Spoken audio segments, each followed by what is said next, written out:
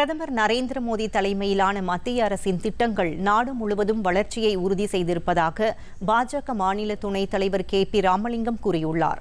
நாமக்கல் மாவட்டம் கொல்லிமலையில் அக்கட்சி சார்பில் நடைபெற்ற மோடி பொங்கல் விழாவில் அவர் சிறப்பு விருந்தினராக கலந்து கொண்டு உரையாற்றினார். அப்போது டிஜிட்டல் இந்தியா திட்டத்தின் மூலம் மத்திய அரசு மாபெரும் புரட்சி செய்திருப்பதாக பெருமிதம் தெரிவித்தார். எதிர்வரும் சட்டப்பேரவை தேர்தலில் அதிமுக தலைமையிலான ஆட்சி அமைந்தவுடன் தமிழ்நாடு இன்னும் முழுமையான வளர்ச்சியை எட்டும் என KP ராமலிங்கம் நம்பிக்கை தெரிவித்தார்.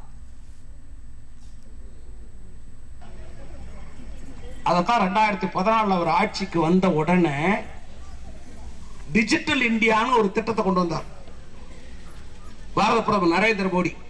நம்முடைய நாடு சுதந்திரம் அடைஞ்சு 100 ஆண்டு. 1947 சுதந்திரம் பெற்றோமா, 2047 100 வருஷம்.